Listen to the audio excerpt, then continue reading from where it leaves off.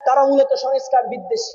আমরা বলতে চাই, এই বাংলাদেশে যারা জুলাই আন্দোলনে নেতৃত্ব দিয়েছে, রক্ত দিয়েছে, তাদের দাগ এখনো শুকায় নাই। থকথকে সেই রক্তের ছাপগুলো আমাদের চোখে এখনো ভাসছে। শহীদের কণ্ঠস্বর গুলো আমরা এখনো শুনতে পাই। মায়েদের বোবা কান্না গুলো আজ আমাদের কলিজার অন্তর চিরে যায়। এখনো এই রক্তের উপরে দাঁড়িয়ে যারা বেঈমানি করবে, তাদের বিরুদ্ধে ছাত্র জনতা আগামী দিনে আবার দুর্বার আন্দোলন গড়ে তুলবে। জনগণের রায়ের তোয়াক্কা তারা করে না, তারা এখন সন্ত্রাসী বাহিনী পুষছে। জেলখানা থেকে দেখছেন বের হয়ে গেছে।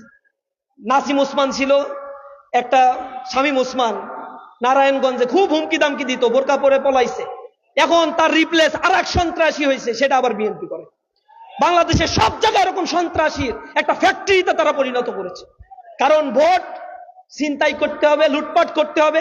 একদিনে গণভোট হইলে, গণভোট যদি আগে হয় তাহলে সমস্যাটা কোথায়? সমস্যাটা হইলো যে আগে গণভোট হইলে অনেক কিছু চুরি করতে পারবে না, তাহলে জনগণ ফুঁসে উঠবে। এ কারণে যা হবার একদিনেই হবে, একদিনেই সব লুটপাট করে যা হয় ক্ষমতা দখল করবে। এই চিন্তায় গণভোট আর নির্বাচন একই দিনে হইতে হবে। তারা উপনির্বাচন, তারা ওই যে আপনারা দেখছেন ইউনিয়ন পরিষদের নির্বাচনের কথা বলছে, না না এটা লাগবে না। উপজেলা নির্বাচন তাও লাগবে না, শুধু লাগবে ক্ষমতায় যাওয়ার জন্য যে নির্বাচন, ওইটাই লাগবে। তাতে জনগণের ম্যান্ডেট কি আসলেই তারা পছন্দ করে?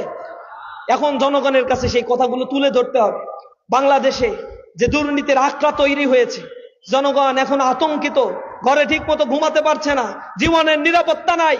একটা মানবিক বাংলাদেশ গড়ে তোলার জন্য একমাত্র বাংলাদেশের শেষ ঠিকানাই বাংলাদেশ জামাত ইসলাম।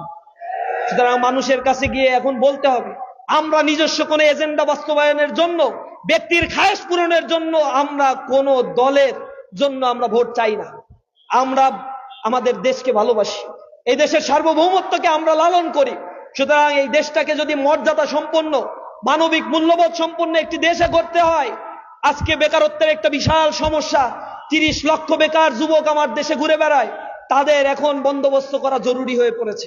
আওয়ামী ফ্যাসিবাদের সময় উন্নয়নের মহাসড়কে মানুষকে উঠিয়ে দিয়েছে, রেল লাইনের বেয়ারিং প্যাড খুলে গিয়ে মানুষ মারা গেছে 1.5 বছরের ব্যবধান। অথচ এই রেল লাইন, এই মেট্রো রেল প্রজেক্ট করতে গিয়ে যা খরচ হয়েছে, তা এশিয়ার সবচেয়ে বেশি খরচ হয়েছে মেট্রো রেল করতে গিয়ে।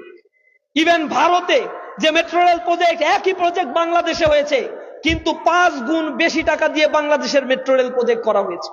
বাংলাদেশের পদ্মা সেতু, এলিভেটেড এক্সপ্রেসওয়ে, টানেল যা করা হয়েছে, সেগুলোতে হাজার হাজার কোটি টাকা লোপাট করেছে। উন্নয়নের মহাসড়কে উঠিয়ে দিয়ে এই ফ্যাসিজম বাংলাদেশকে দেউলিয়া করে দিয়ে চলে গেছে।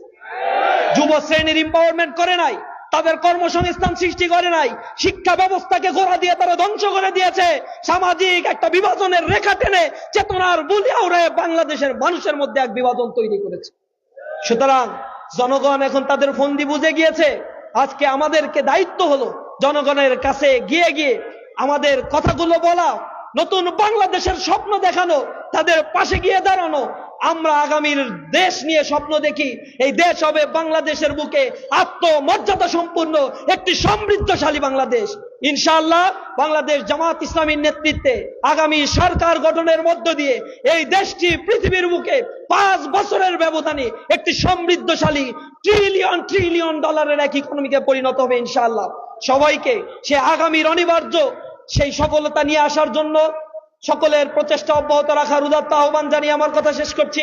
আসসালামু আলাইকুম ওয়া রাহমাতুল্লাহি ওয়া বারাকাতুহু।